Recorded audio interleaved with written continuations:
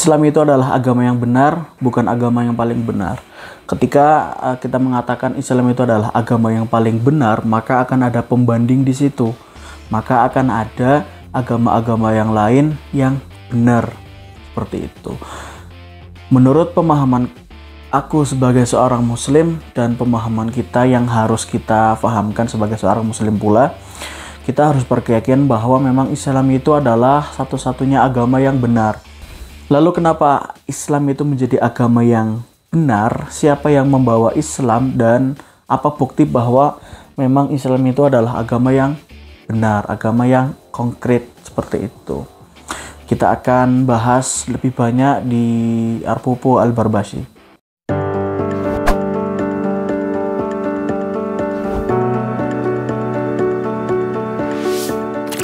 Oke, teman-teman semua, perlu kami mafahimkan secara holistik, secara keseluruhan bahwa Islam itu turun sebagai rahmatan lil alamin atau rahmat bagi seluruh alam.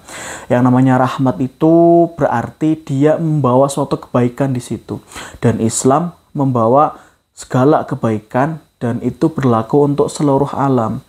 Alam di sini kalau kita menilik surat ke-1 ayat ke-2, alhamdulillahirabbil alamin. Segala puji bagi Allah Rabb semesta alam. Maka bisa kita simpulkan bahwa yang dimaksud alam ini adalah bukan hanya alam yang kita tahu seperti itu. Dalam pendapat yang lain, makna dari semesta alam ini adalah multiverse atau universal. Jadi kemungkinan besarnya adalah tidak hanya alam yang kita tinggali saat ini seperti itu. Maka Islam itu membawa kebaikan, membawa sebuah kabar yang baik, bisyarah untuk alam-alam yang ada seperti itu. Tidak terkecuali alam yang sekarang kita tinggali. Kita akan berfokus kepada alam yang kita tinggali, teman-teman. Siapa yang membawa ajaran Islam? Yang kita tahu adalah Rasulullah Shallallahu Alaihi Wasallam, Nabi Muhammad, Nabi akhir zaman, Khotimul Anbiya, Al-Ma'sum yang terjaga. Lalu beliau memiliki gelar Qaidul Mujahidin, panglimanya para mujahid. Lalu beliau juga memiliki gelar Imamul Muttaqin, pemimpin orang-orang yang bertakwa. Dan itu merupakan keistimewaan dari seseorang yang membawa sebuah kebaikan yang bermanfaat untuk alam, seluruh alam seperti itu. Nah, berbicara masalah Islam dan Rasulullah, kita mungkin nggak akan jauh-jauh dari yang namanya mukjizat, teman-teman. Mukjizat yang kita tahu saat ini yang tidak lekang oleh zaman itu adalah Al-Quran tentu saja. Dan itu bukti bahwa memang Al-Quran itu telah dijaga keasliannya oleh Allah seperti itu. Mukjizat itu berasal dari kata ajaza yang artinya itu melemahkan. Apa makna dari melemahkan? Melemahkan apa maksudnya? Jadi kayak gini, teman-teman. Mukjizat itu turun di nabi-nabinya tentunya biizni rabbiha, dengan izin Rabbnya, itu untuk melemahkan sesuatu yang pada masa itu dianggap cukup besar.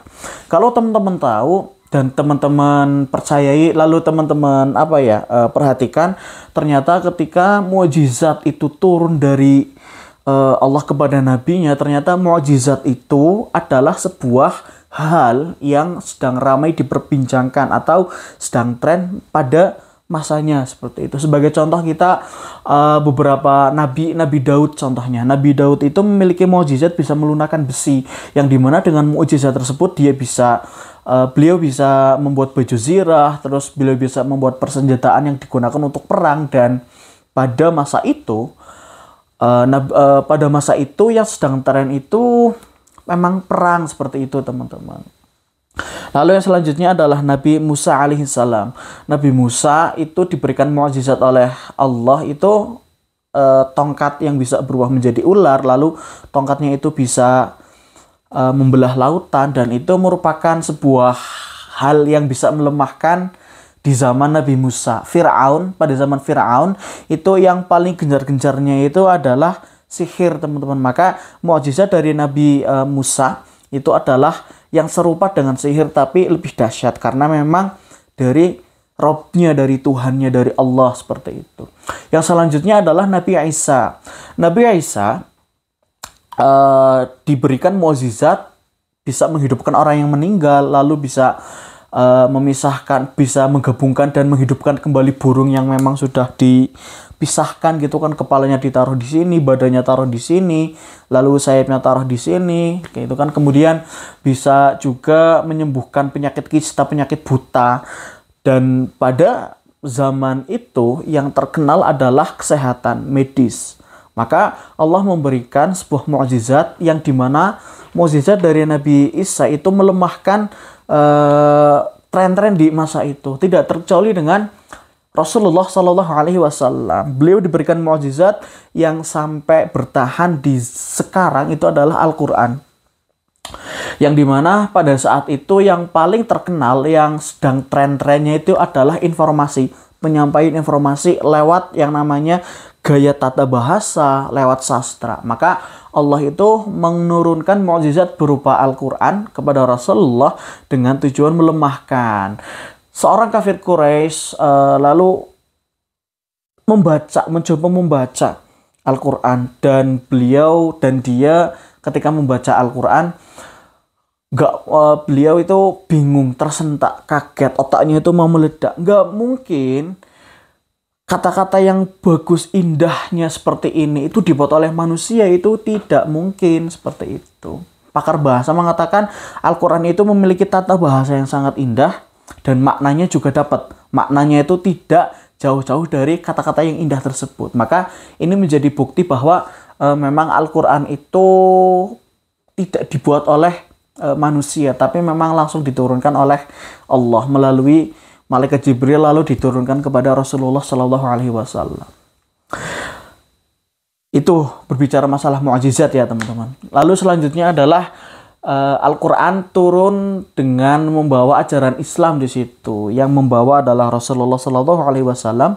Yang memperjuangkan nilai-nilai Islam itu adalah Rasulullah Shallallahu Alaihi Wasallam. By the way, ada seorang ahli sejarah dan seorang astronom bernama Michael Hart. Itu membuat sebuah buku yang berjudul 100% Influential in the History. Jadi Michael Hart itu membuat sebuah buku yang judulnya itu 100 orang paling berpengaruh dalam sejarah dunia.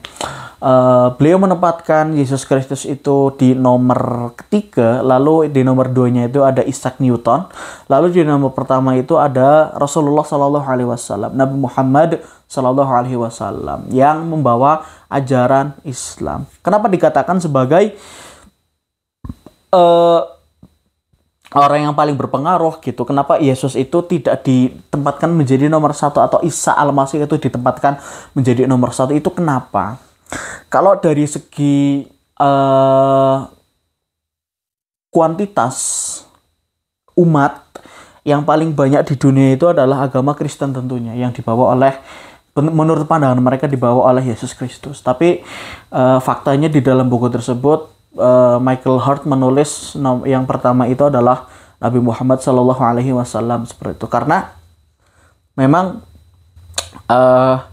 Nabi Muhammad itu mempengaruhi dua hal di dunia. Yang pertama itu hal-hal yang sifatnya itu religius, yang kedua hal-hal itu yang sifatnya sekuler atau keduniaan, seperti itu. Maka hal itu pun sudah bisa menjawab kenapa Islam disebut sebagai rahmatan lil alamin, karena memang Islam itu berpengaruh terhadap dua hal. Yang pertama itu hal-hal yang sifatnya itu akhirat, ukhrawi, religiusitas. Yang kedua itu hal-hal yang sifatnya itu dunia, kayak gitu teman-teman.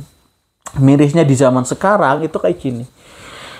Ketika seseorang muslim itu tidak bisa mempelajari dua hal tersebut.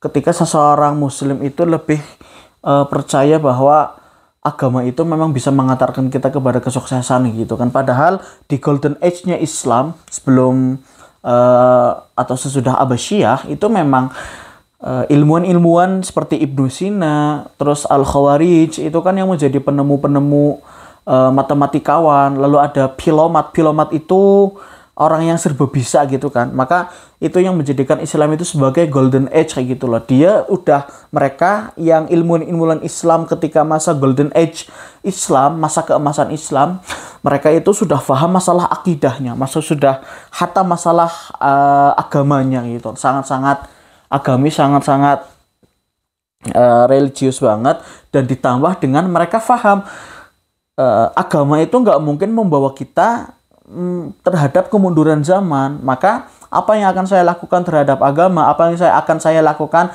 atau kayak gini, apa yang membuat saya melakukan suatu kebaikan kalau bukan agama. Maka Islam itu mendorong hal tersebut kayak gitu loh. Islam itu mendukung hal-hal yang sifatnya itu keduniaan juga, teman-teman.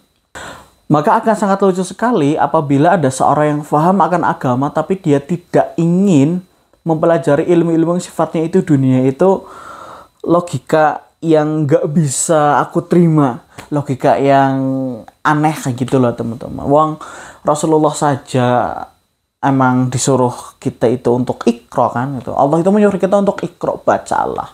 Yang dimana membaca ini bisa di zaman sekarang biasa disebut sebagai literasi. Literasi itu tidak hanya yang sifatnya dunia saja. Rata-rata tokoh-tokoh Islam yang berpengaruh di dunia, rata-rata mereka juga secara akademik di luar agama itu mereka itu bagus. Maka kenapa kita tidak melakukan hal yang demikian? Kenapa kita selalu kolot dengan bumbu-bumbu agama gitulah, teman-teman.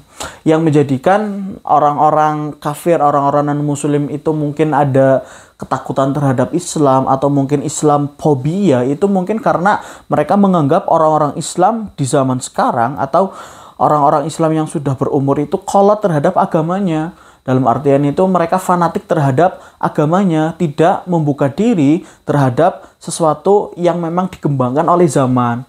Sebagai contoh keilmuan, teknologi, mereka tidak membuka diri terhadap hal-hal tersebut kayak gitulah, teman-teman. Mungkin kenapa ada muncul Islamfobia? Kan ini kontradiktif antara Islam sebagai rahmatan lil alamin dan Islamofobia kan kayak gitu, teman-teman. Walaupun memang manusia itu memiliki kehendak, kebebasan dalam berkehendak, free will yang namanya.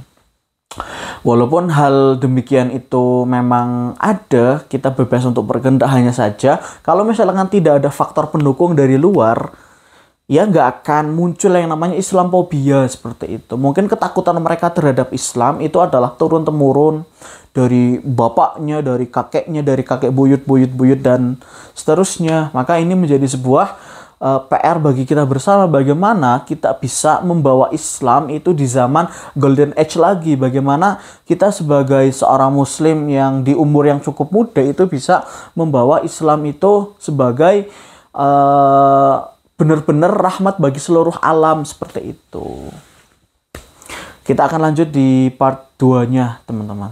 Terima kasih.